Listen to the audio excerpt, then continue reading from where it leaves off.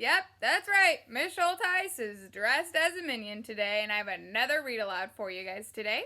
And it is called How This Book Was Made. And I hope you guys enjoy.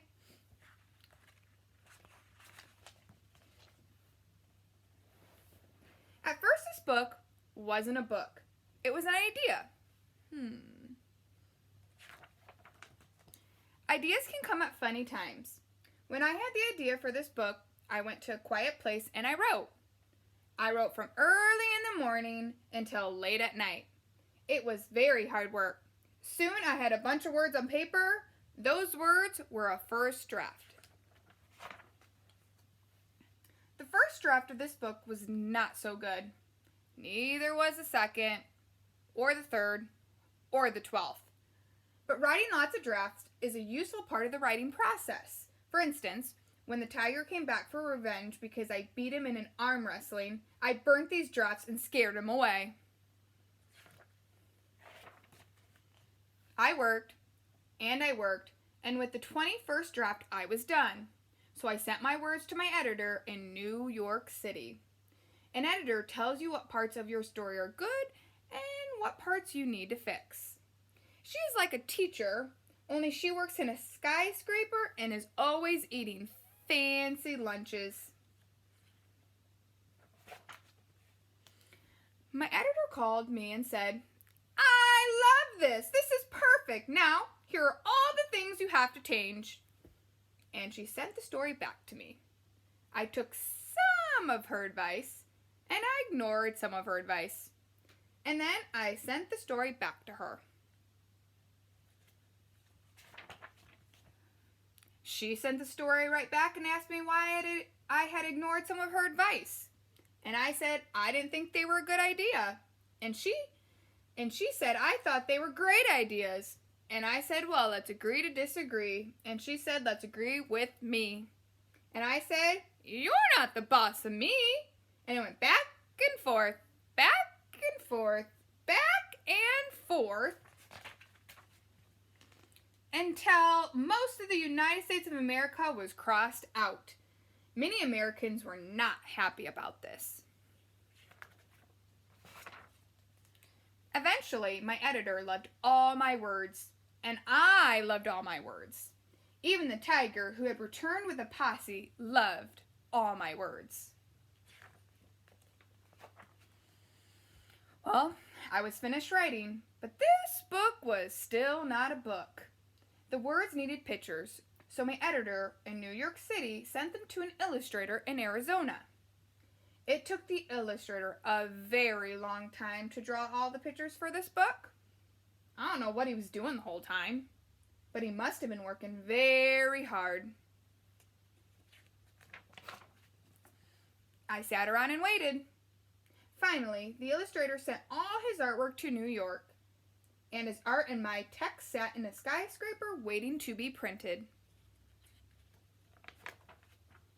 Now, the fastest way to get this book to bookstores and libraries would be to print it nearby in New York or Philadelphia, or maybe even Miami.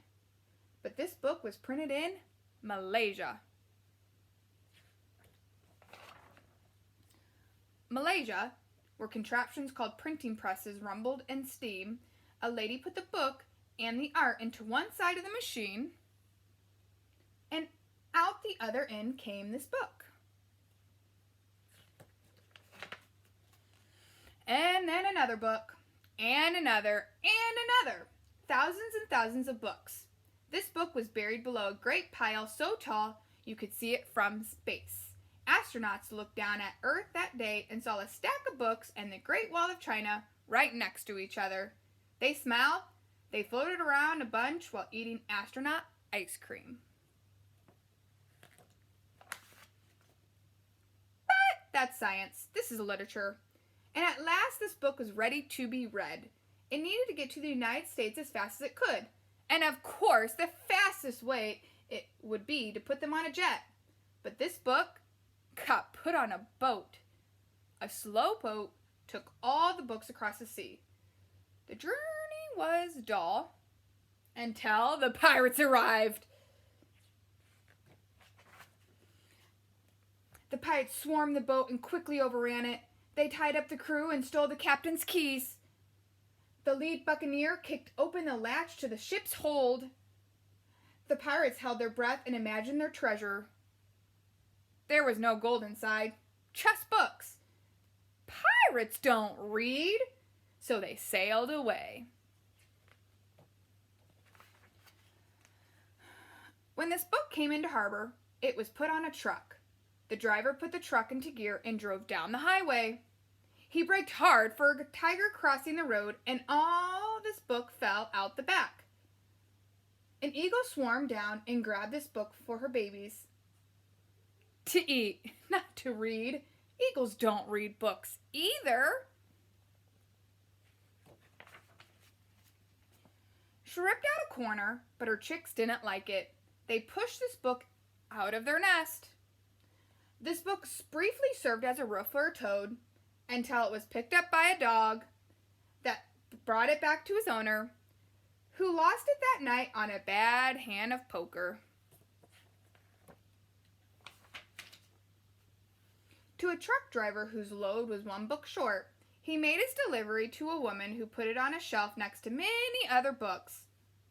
This book waited. And I waited. And the tiger waited, and his posse waited, and the pirates and astronauts and the editor waited, and the illustrator and the old lady and her dog waited, and the truck driver and the angry ink-splatted Americans and the family of eagles and the people in Malaysia, they waited. We all waited here in this book, which was practically bursting, just waiting for someone to open it. Because a book can have words and pictures and paper and tigers, but a book still isn't a book. Not really, until it has a reader. And then you came along. And you read this book through to the very last page, which was how this book was made. I hope you guys enjoyed this book, and also what I would love for you guys to do, if you could, if you guys just have spare paper hanging around, I guess, at your house, you guys could make books. So you could even staple it and do it like this, or you can even fold it like this. Take it and fold it and make this a book. And if you'd like to share it with Miss Schultheis, I'd love to see them. You could either put it on class tag, or you could do it on Seesaw, or even have your parents email me it. So I'd love to see any books that you guys make. Thank you.